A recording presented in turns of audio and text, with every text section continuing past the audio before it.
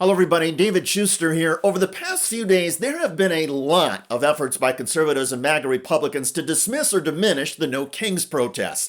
But no counterpunch at the Trumpsters has been more effective or powerful than the body blow delivered by Jessica Tarlov on Fox News. She literally left her Fox colleagues speechless as she spoke about Trump's law-breaking and listed the ways he has shredded the Constitution. Signing an executive order to do away with birthright citizenship, which is literally in the Constitution, sending troops into blue cities. Oh, you mean anchor babies? Unilaterally implementing tariffs, which Congress gets to do.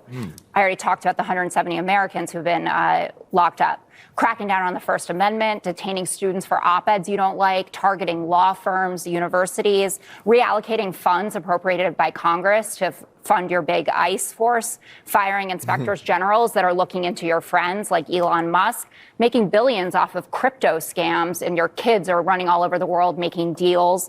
And the Trump administration has defied 1 in 3 judges that have ruled against him. And you're seeing that from judges appointed up from Reagan up to Donald Trump that are saying absolutely not. You are breaking the law in taking some of these actions. Defying judges, ignoring the Constitution's bribery or emoluments clause, throwing out the separation of powers, denying hundreds of people, including Americans, basic due process.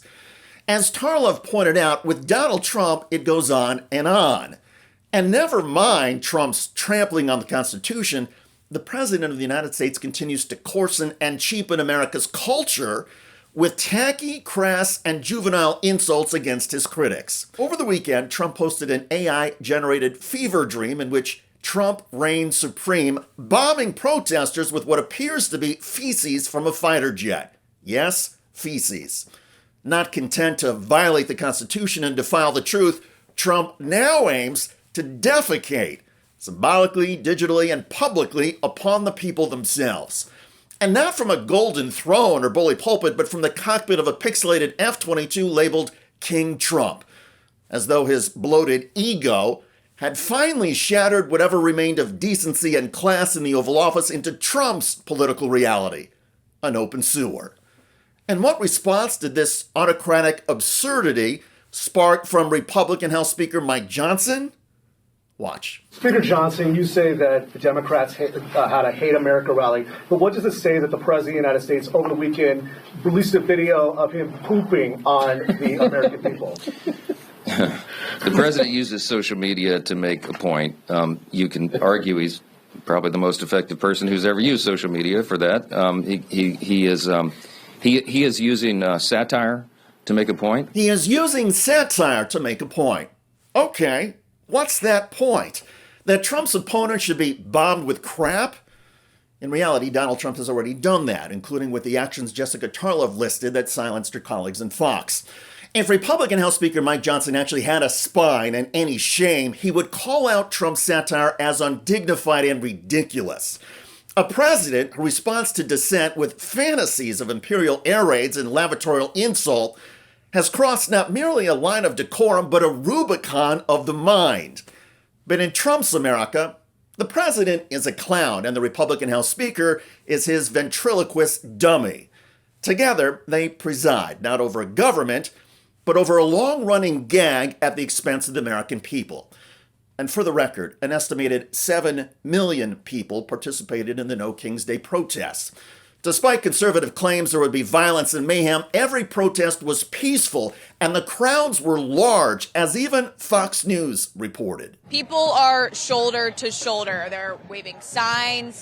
They're getting fired up as these guest speakers are talking. And organizers say they're expecting up to 10,000 people here today, which is checking out as of now. And this is just one of the more than 2,500 rallies planned nationwide today, like in Washington, D.C. Here's a live look at the protests there. And several high-profile Democrats are attending amid the government shutdown. That includes people like Senators Chuck Schumer, Bernie Sanders, and others. And overall, people attending these rallies say President Trump is acting more like a king. They believe he's abusing his power, specifically citing recent ICE arrests and National Guard troops in U.S. cities. But again, there were countless issues and frustrations with Trump that prompted millions of people to take to the streets. Democratic leaders said the nationwide demonstrations are what patriotism looks like. By contrast, Donald Trump's grotesqueries and disregard for constitutional basics are what authoritarianism looks like.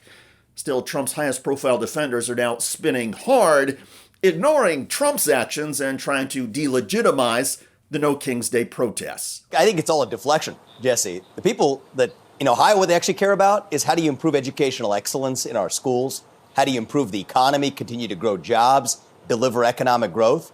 These are areas in which Democrats have absolutely no vision. So when you lack vision, what do? You pound the table on everything else that doesn't matter as a distraction and a deflection. The good news is, Jesse, people here aren't falling for it. People across the country aren't falling for it. You said it well. No King's Day, we already did that. On July 4th of 1776, we commemorate that every year, and that's what makes this country great. Commemorating July 4th is not what makes our country great. What makes our country great is promoting and defending the Constitution and exercising constitutional rights. What Trump keeps doing is tearing the Constitution apart, and he thinks he can get away with it. But the protests underscored that Americans are getting angrier and more disturbed by the day at Trump's illegal and unconstitutional power grabs. Polls show Americans are also infuriated over Trump damaging the economy and making life more difficult for nearly everybody but the rich. Oh, and for the record, Democrats have clear plans on how to grow the economy, deliver more jobs, and boost the working class. But it all starts with stopping Trump. First by seizing control back of Congress in the midterm elections, and then by winning the White House in 2028. Of course, under King Trump and his GOP redistricting efforts, there are legitimate questions about the fairness and integrity of the next election. Still, the American people are awakening. Defiance and peaceful protests are growing, and basic facts keep silencing Trump sycophants and propagandists, including some of the hosts on Fox News. Kudos to Jessica Tarlov and to everybody across America who is speaking out. By the way, ICE agents in California have now been slapped with a $50 million lawsuit for throwing a 79-year-old man to the ground.